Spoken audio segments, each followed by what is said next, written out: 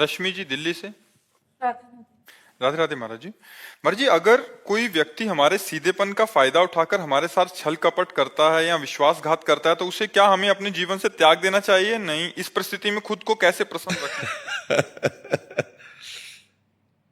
देखो, भगवान के परम भागवत अवतारी पुरुष धर्मराज युधिष्ठिर, भीम, अर्जुन, नकुल, सहदेव अपने बाहुबल से इंद्रप्रस्थ की स्थापना की और पूरे विश्व को परास्त करके सम्राट बने, और शकुनी ने पासे में सब गायब कर दिया।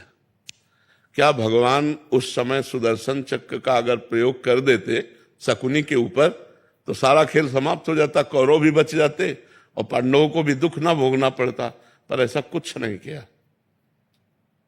शकुनी ने 12 वर्ष का वनवास और 1 वर्ष का अज्ञातवास पांडवों को निश्चित किया, और ऐसे महावीरों को, ऐसे अवतारी पुरुषों को भारी कष्ट भोगना पड़ा छल के कारण। तो हमें लगता है कि कहीं ना कहीं भगवत विधान होता है। जो आदमी छल कर रहा है हमारे साथ, शायद है कि हमने पूर्व जन्म में उसका कुछ लिया होगा। आज हमें लग रहा है कि वो छल विधान से हमारा ले रहा है, लेकिन पूर्व जन्म में हमने कोई छल किया होगा तो उसी का उत्तर मिल रहा है। मुझे ऐसा मान करके शांत, अगर त्यागने की जरूरत है तो त्याग दीजिए, नहीं कुछ ऐसे संबंध जहां त्याग भी नहीं सकते, भले अपना घर का कोई सदस्य है, अपने परिवार का अपना प्रिय सदस्य है, कैसे त्यागोगे? अपना पुत्र है, अपना पति है, अपना मित्र है, अपना, तो सहन करना चाहिए। मतलब दूसरा उपाय नहीं है, एकमात्र सहन करना उपाय है। कबीरा खुद को ठगाइए, दूसरों को ना ठगे। अगर हमको कोई ठग रहा है तो वो देख रहा है, छोड़ दो उसके ऊपर, जाओ भैया जाओ। जब वो मालिक हमारी तरफ देखेगा तो निहाल कर देगा, और जब उसकी तरफ देखेगा तो बेहाल कर देगा। दुखिया को न सताइए, दुखिया देगा रोए, और जब दुखिया के मुखिया सुने तब तेरी गति का होए। ऊपर से लेकर के ये आज तक इतिहास साक्षी है। ये छल, ये कपट, ये व्यवस्था पहले से चली आ रही है बड़े बड़ों के साथ। वही तो कह रहा हूं, धर्मराज है भाई।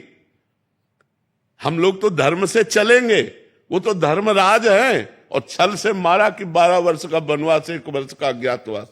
ऐसे महापुरुषों को भी चाहते तो 1 मिनट में शकुनी को निपटा सकते थे भीम। 1 मिनट में केवल गला पकड़ के दबा दे तो जान से मर जाता लेकिन सबकी जड़ शकुनी था, और उसका कहीं बाल बाका भी नहीं किया, और बहुत कष्ट भोगा, बहुत कष्ट भोगा इन महापुरुषों ने। मंथरा ने तो कैकेयी के कान भरे। कैकेयी जी ने हठ ठान लिया, सुबह होने वाला था राज्याभिषेक और शाम के हो गया वनवास तो भाई देखो, हम लोग तो उनके अंश हैं, वो तो स्वयं परमात्मा है, बड़े बड़े महापुरुष है। कुछ बातें ऐसी होती जो केवल सहनी पड़ती है।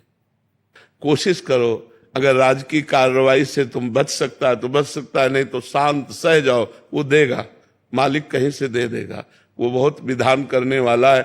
लड़ाई, हमें तो लगता है लड़ाई झगड़ा छल कपट इसमें सब ठीक नहीं है। शांति से सह जाए तो अच्छा है। देखो कितना सहने की कोशिश की पांडवों ने। पहले कहा था कि जब अगर 12 वर्ष का वनवास, 1 वर्ष का अज्ञातवास आप पूरा कर लेंगे तो पूरा चक्रवर्ती राज्य आपको मिल जाएगा। जब पूरा कर लिया तो उनका राज्य नहीं देंगे, तो बोले आधा दे दो, बोले आधा भी नहीं देंगे, तो बोले 5 गांव दे अब आप देखो ईमानदारी की हद और बेईमानी की हद।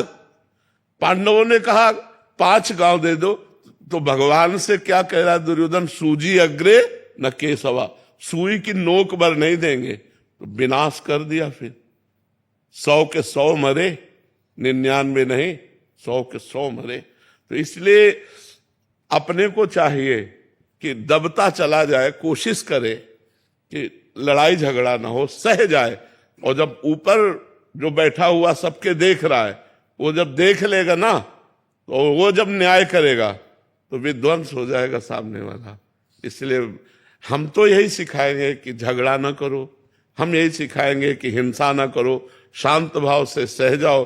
अगर कहीं ऐसा लगता है तो राजकीय विभाग का सहयोग ले लो, लेकिन लड़ाई झगड़ा ना करो। बहुत शांति थोड़ा जीवन है। आजकल लोग जरा जरा सी बात में हिंसा कर देते हैं। ये नहीं जानते कितना कीमती मनुष्य शरीर, और इसको हम नष्ट कर देंगे और हमें कितना बड़ा अपराध लगेगा। ये सबसे बड़ी भगवान की सृष्टि में ये मनुष्य योनि है, सबसे बड़ी योनि है और बड़ी महिमाशाली है। इसके द्वारा बड़े बड़े पवित्र कार्य किए जा सकते हैं, पर लोग जरा जरा सी लड़ाई में एक दूसरे की हिंसा कर देते हैं, या जरा सा ऐसा समस्याएं आई तो पूरा परिवार जहर खा लेते हैं। ये सब नहीं करना चाहिए। सहना सीखो, नाम जप करो और भगवान के आश्रित रहो।